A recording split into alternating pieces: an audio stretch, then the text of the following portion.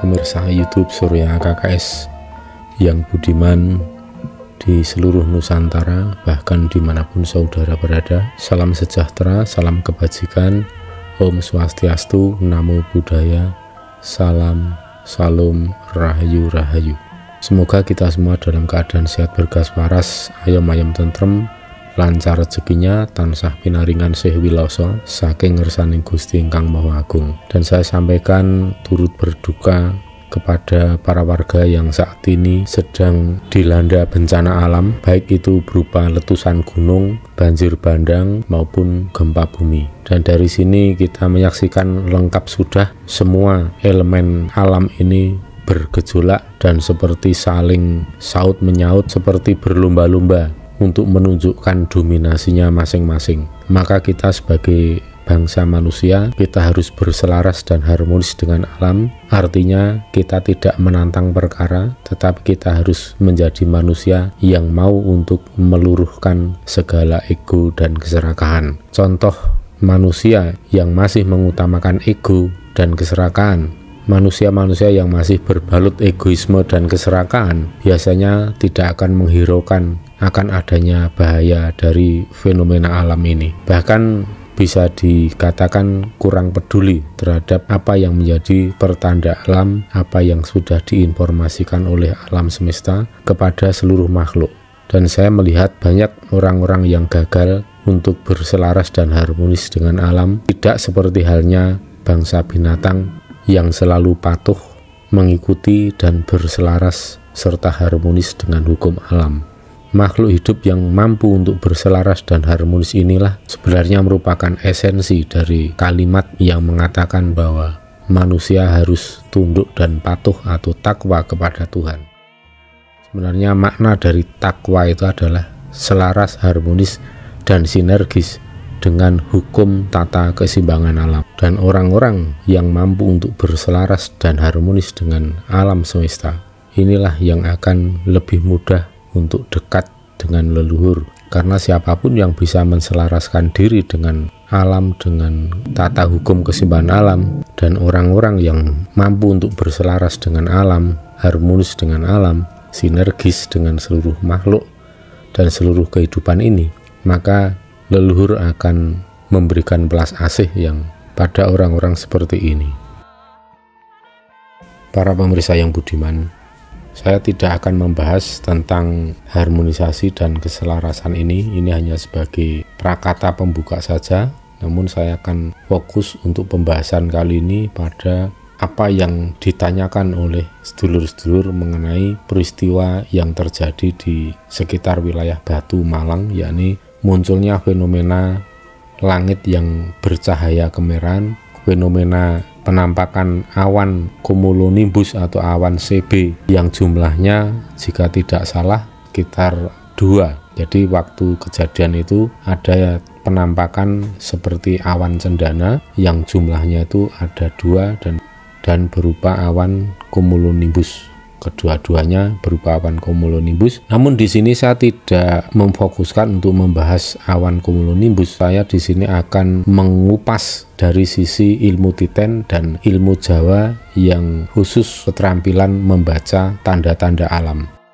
Menurut apa yang bisa saya lihat ya, saya ada satu ilmu Titen yang menandai bentuk awan cendana atau awan seperti awan cumulonimbus. Tetapi di sini bentuk awan cumulonimbus ini berbeda dengan lazimnya awan cumulonimbus itu sendiri. Maksud saya begini pemirsa, kalau awan cumulonimbus itu biasanya lebih seringnya terjadi dengan lingkungan langit itu yang memang diselimuti oleh kabut atau partikel air yang dari bawah tampak seperti awan, sehingga awan cumulonimbus itu tidak terlalu mencolok atau berdiri sendiri dengan awan yang berada di sekitarnya. Namun yang terjadi di wilayah Batu Malang ya dan sekitarnya ini, awan cumulonimbusnya seolah-olah seperti masing-masing itu berdiri sendiri, dan di situ langit kelihatan cerah ya, sekitar awan cumulonimbus yang tampak tidak begitu pekat mendungnya. Bahkan kalau saya amati itu di samping kanan kiri atau di sekeliling awan cumulonimbus yang ada waktu itu tidak terdapat mendung-mendung yang hitam atau pekat. Jadi seolah-olah kedua awan cumulonimbus itu benar-benar masing-masing berdiri sendiri. Dan kemudian di dalam awan cumulonimbus itu memang biasanya terjadi banyak aktivitas electricity atau medan listrik ya, sehingga banyak muncul petir atau guntur yang ada di dalam awan cumulonimbus. Karena memang sifat dari awan cumulonimbus itu di dalamnya itu ada terjadi badai. Jadi seperti badai lokal, termasuk di situ ada badai angin, ada badai petir ya. Maka memang awan cumulonimbus ini sangat dihindari bagi lalu lintas pesawat ya. Itu sangat dihindari kalau ada awan cumulonimbus, karena begitu masuk ke dalam badan cumulonimbus itu akan terbawa ke kumparan dahsyat, karena di situ ada medan magnet, ada medan listrik yang sangat dahsyat. Untuk ilmu Jawa sendiri, saya melihat di situ ada awan cumulonimbus yang lebih mencirikan sebagai bentuk bahasa alam, dan bahasa alam ini berupa awan cendana. Kalau orang bilang, kalau lazimnya itu saya mengatakan awan cendana, dan awan cendana ini merupakan sinyal atau tengara akan terjadi suatu fenomena alam yang dahsyat yang bisa menimbulkan mara bahaya besar bagi keselamatan umat manusia. Dan memang kejadian adanya awan cendana itu kemudian disusul gempa 7,4 skala Richter, kemudian ada banjir bandang ya yang terjadi di wilayah Indonesia Tengah dan Indonesia Timur serta wilayah Sumatera ya. Kalau itu tanda-tanda banjir itu memang sebelumnya sudah tampak di konfigurasi awan yang pernah saya kupas dan saya analisa, kemudian saya share ke sedulur-sedulur semua agar bisa menjadi laboratorium untuk pembelajaran tentang ilmu Titan.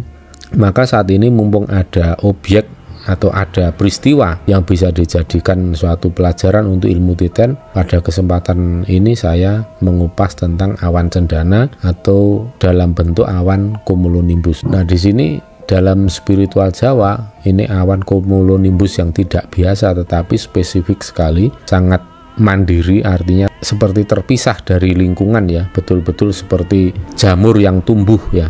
Sementara kanan kiri itu terlihat cerah dan banyak orang bisa menyaksikan dengan jelas tanpa tertutup, terhalang oleh kabut ataupun hujan, mendung dan sebagainya. Nah, di sini yang seperti yang saya sampaikan tadi, bahwa bentuk awan cendana itu merupakan suatu tengara atau sinyal akan adanya fenomena alam yang dahsyat, tetapi yang bukan dari awan CB itu sendiri, tetapi merupakan fenomena alam. Biasanya jika bukan gunung meletus ya gempa bumi, diantaranya seperti itu. Saya masih mencoba untuk menganalisa apakah akumulasi terbentuknya awan cumulonimbus atau awan cendana ini merupakan reaksi ya, atau disebabkan oleh faktor yang lain, misalnya adanya induksi tektonik, kemudian adanya panas yang berasal dari uap kawah gunung api. Ini saya masih coba menganalisa dan mencari tahu seberapa besar adakah kaitannya di antara gejala itu, di antara fenomena alam itu, dan jika memang ada kaitannya, seberapa signifikan beberapa parameter itu saling mempengaruhi.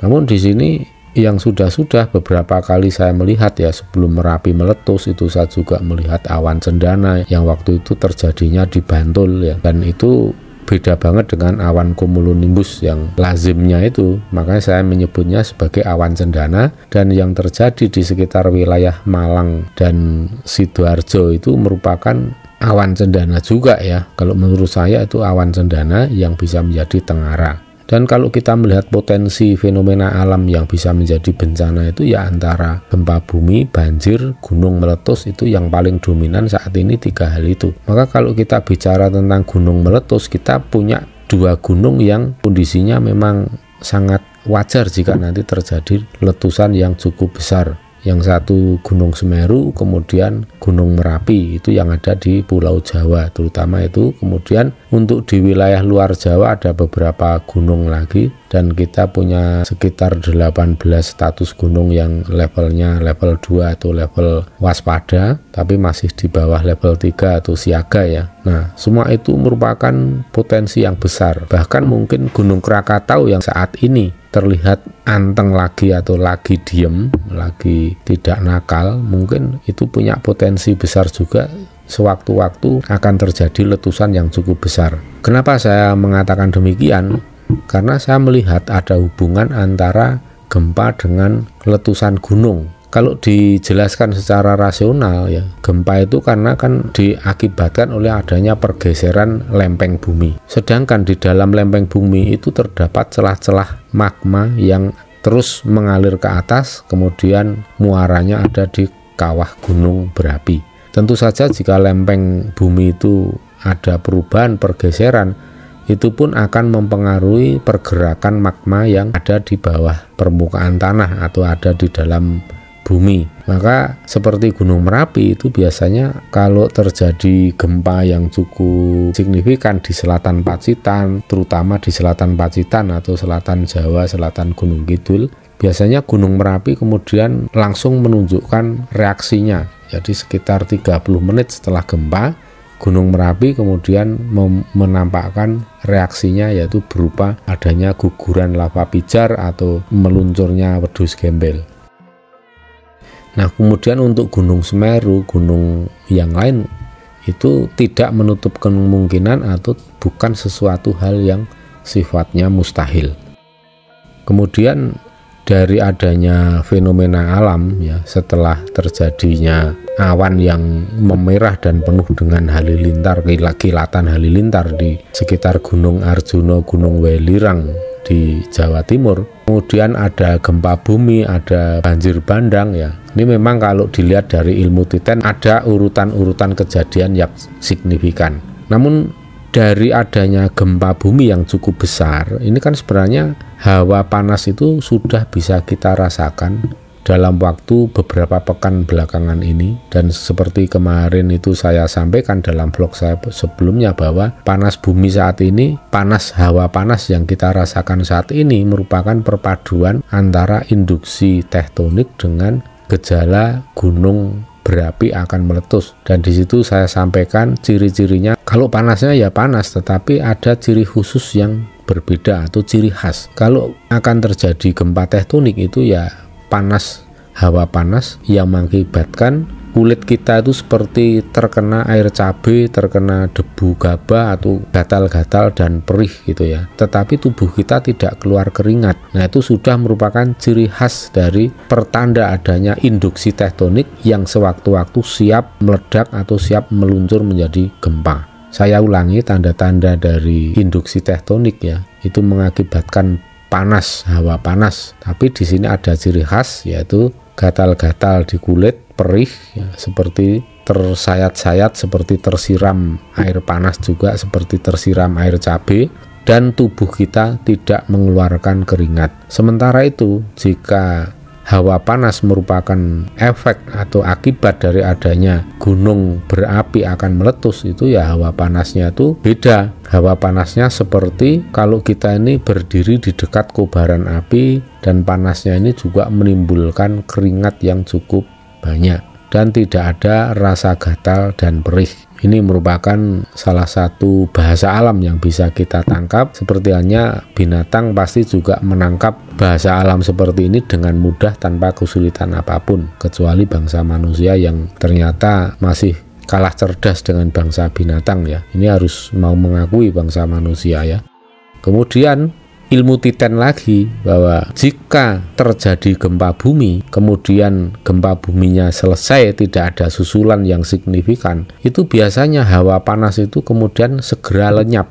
Kemudian hawa menjadi lebih enak, lebih sejuk. Dan satu ciri khas lagi, setelah gempa besar kemudian diikuti dengan terjadinya hujan yang sangat deras, bisa terjadi tidak hanya sebentar tetapi bisa setiap hari setelah gempa itu, pagi, siang, sore, malam itu bisa terjadi turun hujan yang sangat lebat. Nah, kalau kita melihat intensitas hujan setelah terjadi gempa tadi siang, tadi pagi itu, ternyata saya belum begitu melihat terjadi curah hujan yang, ya ini kan musim penghujan, harusnya kan kembali normal sebagaimana musim penghujan itu. Jadi banyak hujan, banyak mendung ya.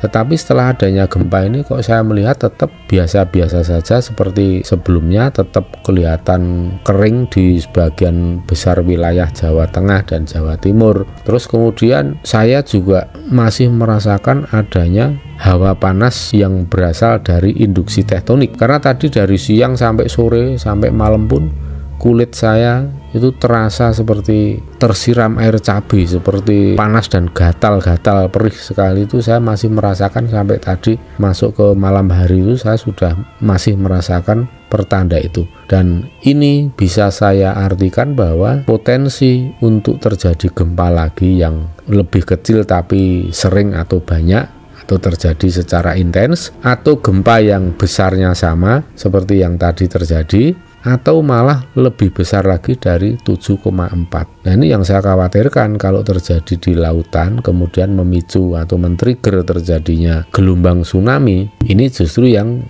lebih saya khawatirkan ya, karena tsunami ini kan merupakan bahaya sekunder terjadinya gempa bumi ya. Bahaya primernya berupa runtuhan bangunan, kemudian bahaya sekundernya dari gelombang tsunami. Ini yang saya rasakan itu memang benar-benar sampai malam ini pun hawa panas dari induksi tektonik itu belum hilang.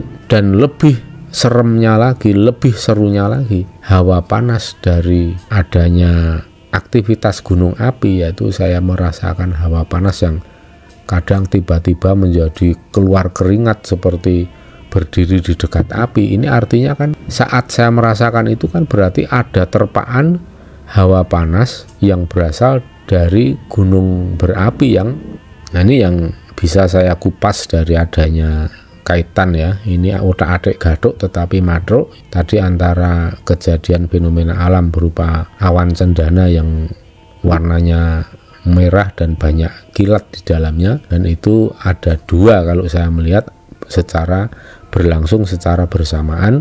Dan anehnya lagi terjadinya di sekitar Gunung Arjuna, Gunung Welirang, Gunung Kembar 1, Gunung Kembar 2. Ini kan diantara 4 gunung ya para pemirsa. Kemudian di ke timur lagi, sebelah timur Malang sedikit itu ada Gunung Penanggungan. Dan ini nanti kita kupas, menarik ya. Ini karena kalau dijumlahkan gunung-gunung tadi itu akan 5, dan ini mirip dengan simbol Pandawa 5. Karena Gunung Arjuna sendiri itu bagi cerita Jawa, cerita rakyat di Jawa, gunung tempat di mana Arjuna melakukan meditasi atau bertapa sehingga memunculkan cahaya yang berkilau karena saking gentur topone, dan dari adanya cahaya yang berkilau berkilat-kilat di atas Gunung Arjuna yang sebenarnya itu Arjuna sedang bertapa, sehingga menarik perhatian entitas kadewatan untuk turun menghampiri sang Arjuna yang bertapa tadi karena ingin gayuh ngelmu kesaktian. Nah, ini yang terjadi di Gunung Arjuna, itu adanya awan dan kemudian bentuk kilatan-kilatan seperti itu. Saya jadi membayangkan itu di dalamnya itu ada sosok Arjuna yang sedang meditasi dan kemudian memancarkan kilatan-kilatan cahaya seperti petir,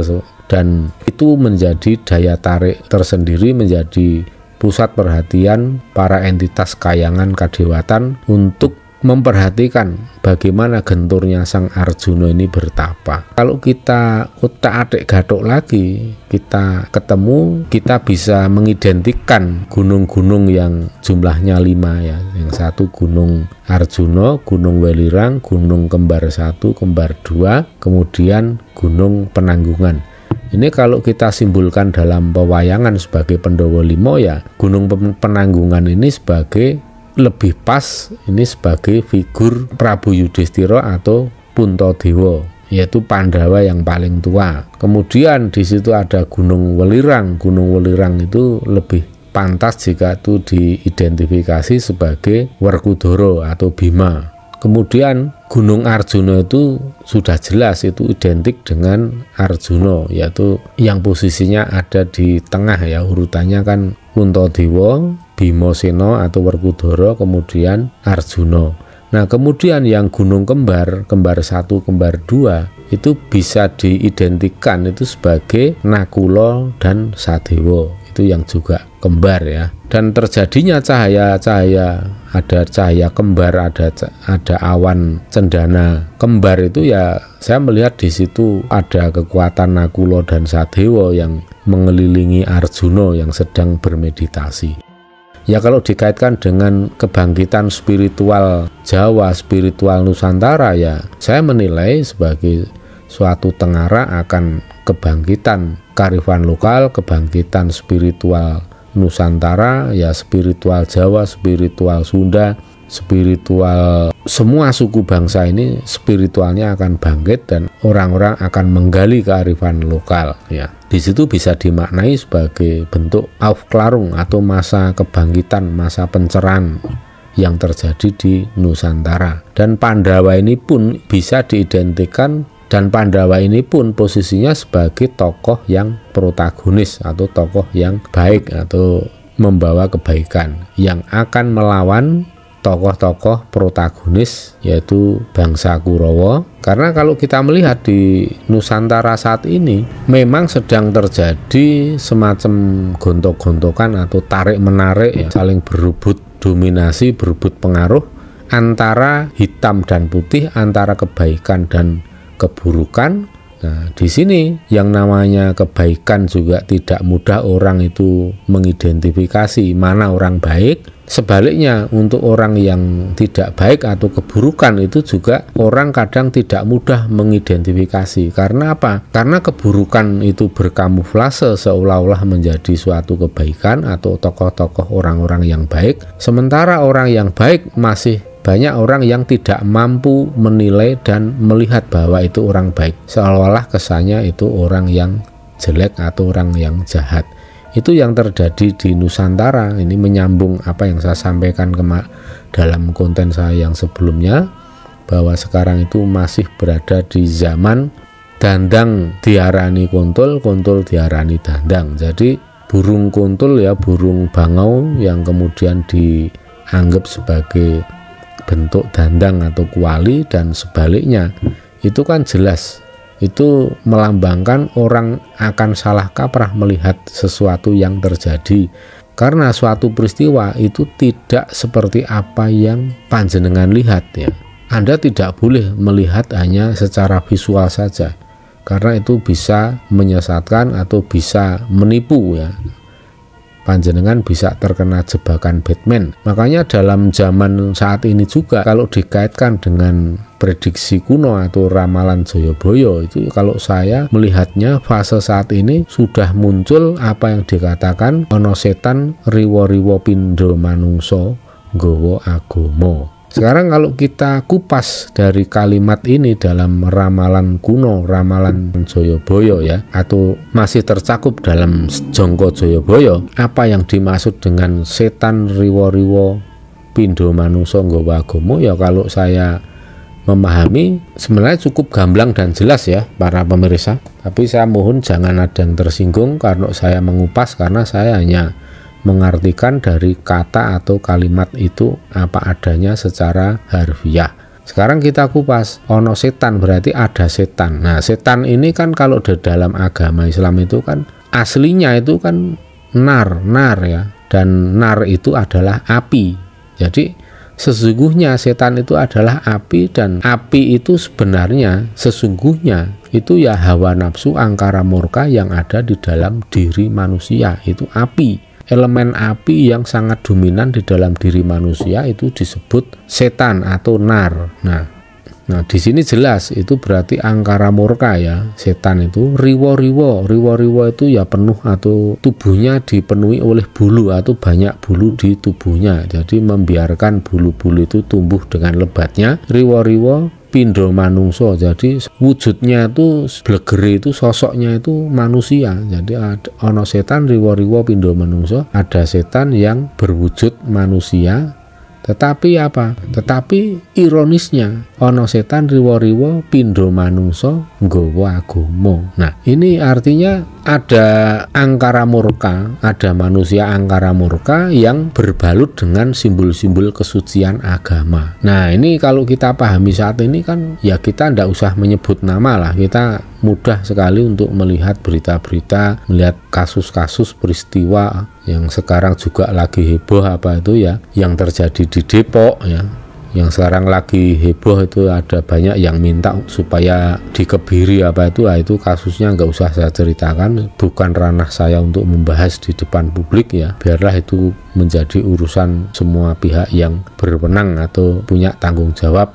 Saya kembali untuk membahas tadi tentang adanya setan riwo-riwo pindo manungso nggawa agama. Itu dalam pewayangan itu ya identik dengan Kurawa Satus atau saudara sepupunya dari Pandhawa Lima. Pandhawa Lima itu sebagai kesatria yang menegakkan keadilan, menegakkan kebenaran. Bahkan Prabu Yudhistira atau Puntadewa itu kan diibaratkan sebagai sosok yang memiliki darah putih karena memang sangat jujur, sangat teguh menegakkan kebenaran, dan kesuciannya serta kesaktian dari Puntadewa itu sampai disebutnya sebagai Puntadewa karena itu levelnya itu sudah watak wantun atau karakter wataknya itu sudah seperti watak dewa, jadi sampai disebut sebagai Puntadewa itu. Tapi Puntadewa ini tetap esensinya sebagai manusia, tetapi tindak tanduk perilakunya itu sudah level kadewatan. Nah, di sini adanya fenomena alam itu yang terjadi di sekitar Gunung Pandhawa Lima, saya sebut aja Gunung Pandhawa Lima. Puntadewa ada di Gunung Penanggungan, yang di situ memang identik itu Gunung Penanggungan itu memang tempat untuk pasewakan agung para dewa yang turun ke bumi, termasuk Sang Hyang Begawan Pasopati pun kalau ada pasewakan agung dari Semeru bisa ke Gunung Penanggungan. Ini yang bisa saya kupas atas peristiwa yang terjadi di sekitar Gunung Arjuna, Gunung Welirang beberapa hari yang lalu.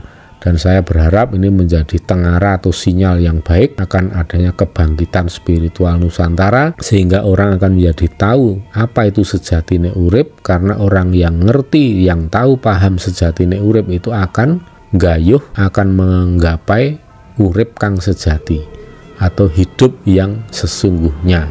Kalau orang belum memahami sejatinya hidup, ya bagaimana bisa untuk meraih hidup yang sejati? Maka orang-orang yang gagal memahami sejatinya urip tentu akan hidup penuh dengan kepalsuan. Kenapa saya sebut kepalsuan? Karena semua yang diyakini, semua yang dipercayai itu ternyata bukan fakta, baik itu fakta yang sifatnya fenomena maupun fakta yang sifatnya noumena, fakta yang sifatnya empiris maupun fakta yang sifatnya metafisik. Nah, kalau saya melihat orang masih salah kaprah memahami sejati urip ini apa, sehingga orang sering salah kaprah, sering salah susur memahami berbagai hal, berbagai peristiwa maupun permasalahan hidup. Dan ketika sudah buntu, ujung-ujungnya mempeng berdoa, giat berdoa, tetapi ya keadaannya makin saja terpuruk ya.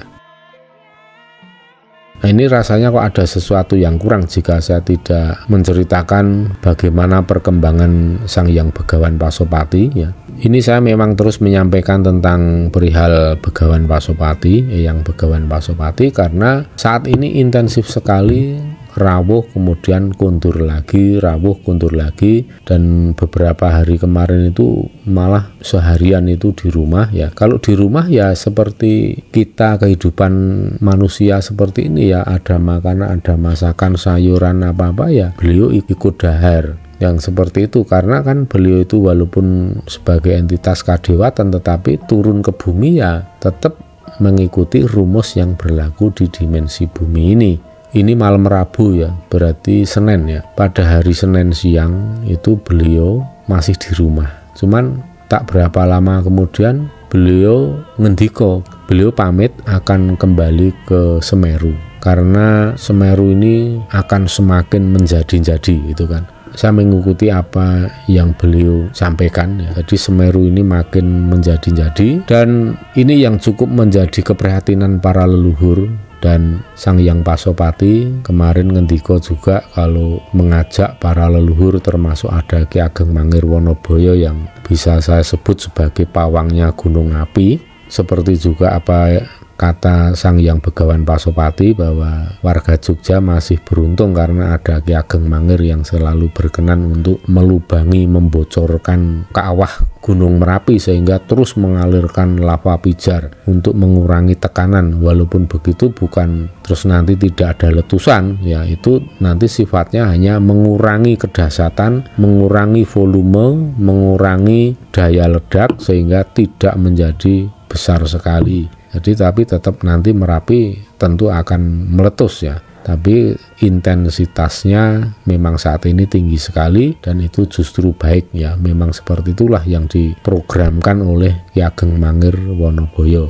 Terus kemudian Sang Hyang Pasopati sendiri ngendiko kalau saat ini para leluhur sedang ada semacam pasewakan agung, itu rembugan besar, dan ini rembugannya di mana kalau saya menilai ya di Semeru sendiri dan kemungkinan juga di Gunung Penanggungan. Jadi termasuk Ki Ageng Mangir Wonoboyo juga nanti kejibah atau mendapatkan tugas juga untuk ya setidaknya sedikit mengatasi gejolak Semeru. Namun demikian beliau itu sempat menyampaikan, saya itu suruh memilih, yen tak kon milih ndinggir. Kalau saya suruh memilih, milih yang mana? Len jebluk ming sedelo tetapi nanging gede banget, apa len jebluk ora gede banget ning suwe. Nah, ini saya sempat bingung. Kalau sekali meletus besar itu ya kalau warga itu semuanya siap dan percaya ya, tentang hal-hal yang sifatnya gaib, juga warga masyarakat itu mau melakukan ritual ya selamatan ya, sedekah bumi, sedekah gunung, mau berselaras, berkomunikasi, menghormati entitas gaib yang ada di Gunung Semeru ya, itu akan bagus sekali dan saya optimis tidak akan ada korban jiwa. Kalaupun ada korban material itu sudah biasa, itu umum ya, karena manusia ya piye salah dhewe karena apa? Pemukiman itu makin mendekat ke arah kawah gunung. Jadi itu memang resikonya seperti itu ya. Kalau memang kita semua memahami bahwa gunung berapi itu jangan semakin didekati tetapi jaga jarak. Pemukiman juga harus ada jarak aman dari kawah gunung berapi. Nah, ini saya optimis semua warga akan selamat ya, kecuali memang harta benda yang terlalu dekat posisinya dengan wilayah-wilayah yang rawan terkena material vulkanik. Kemudian Sang Hyang Pasopati juga akhirnya karena saya tidak berani memilih ya sebenarnya dalam hati saya memilih tidak usah meletus, tapi itu kan tidak adil dan tidak bijaksana karena gunung memang harus meletus untuk mengelola tata keseimbangan alam, untuk membalancing, untuk mengkalibrasi, menata keseimbangan lagi ya. Cuman kalau boleh memilih ya terjadi yang kecil-kecil saja walaupun agak lama seperti Gunung Merapi itu ya. Dan Sang Hyang Pasopati hanya mengangguk dan tersenyum sedikit. Jadi memang ya mudah-mudahan Sang Hyang Pasopati juga memberikan dawuh atau perintah kalau memang ingin yang kecil-kecil tetapi agak lama ya, bisa 3 bulan.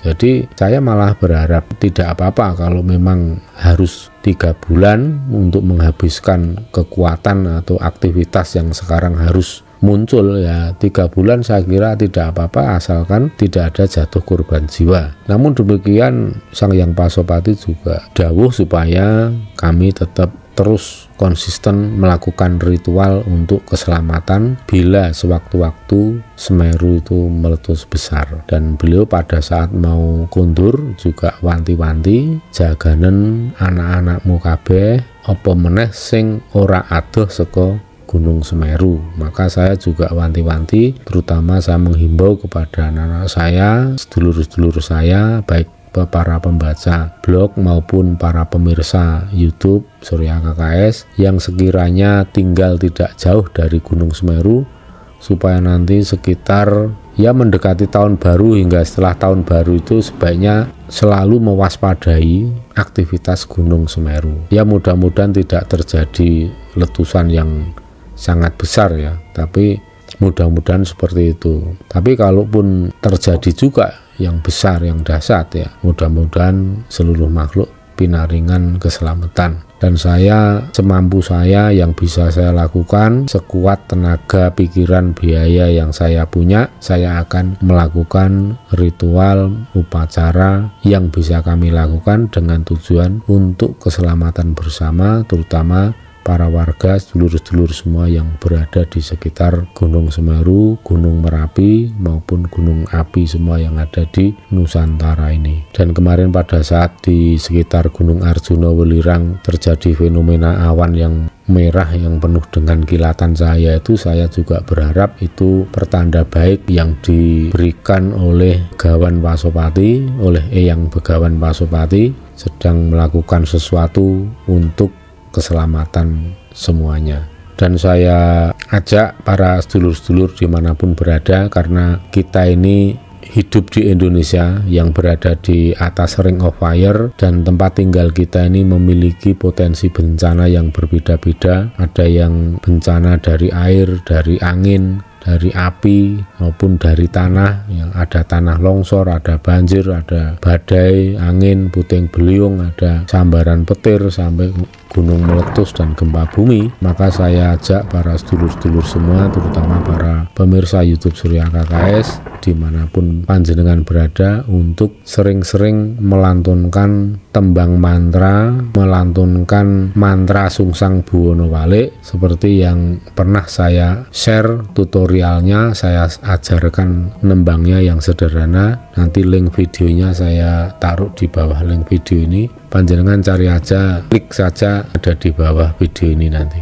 Dan marilah para pemirsa, kita mengendapkan segala emosi, kita mengendapkan, melenyapkan segala angkara murka, kita menjadi orang yang lembah manah, yang low profile. Kita tanggalkan semua kesombongan, karena kita akan melalui fase-fase yang cukup berat dari fenomena alam yang dahsyat. Dan hanya orang-orang yang menghormati sesama, orang-orang yang menghormati alam semesta, yang menebarkan belas asih, yang tidak sombong, yang rendah hati, itulah orang-orang yang akan mudah mendapatkan keselamatan. Karena pada dasarnya fenomena alam itu bukanlah musuh, apalagi harus dihilangkan, dilenyapkan, karena itu justru akan melawan kodrat alam. Maka saya nasihati diri saya sendiri, dan mudah-mudahan ini berguna untuk kita semua. Berawal dari suatu pertanyaan, musuh apakah yang tidak terlihat? Penyakit apa yang tidak bisa disembuhkan?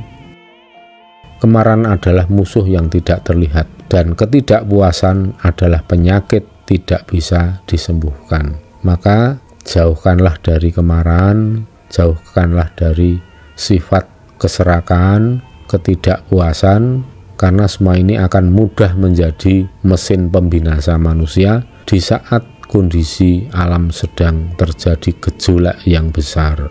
Oleh sebab itu, orang Jawa memiliki doa sapu jagat, yakni Suro Diro Joyoningrat lebur dening pangastuti, Joyo Joyo Wijayanti.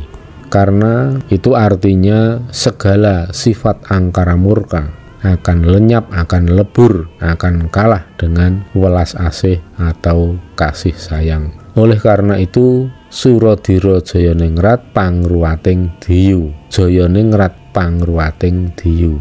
Segala kekuatan yang bersumber dari welas asih, dari kasih sayang, itu akan membentengi diri kita dari sifat-sifat diyu atau sifat-sifat raksasa, yakni sifat yang penuh angkara murka, sifat pemarah. Disitulah musuh terbesar adalah diri kita masing-masing. Demikian yang bisa saya sampaikan pada dulur semua dalam konten ini. Mudah-mudahan berguna, menjadi daya kekuatan, menjadi penyemangat untuk bangkit bagi sedulur yang sedang terpuruk, sedang menderita karena adanya bencana alam, karena adanya fenomena alam yang menjadi bencana. Semoga seluruh bencana akan berubah menjadi anugerah karena welas asih kita semua. Akhir kata saya sampaikan, wilujeng rahayu kang tinemu, bondo lan bejo kang teka saking kersaning Gusti, Suradira jaya ningrat lebur dening pangastuti, jaya jaya wijayanti, rahayu rahayu sagung titah dumadi.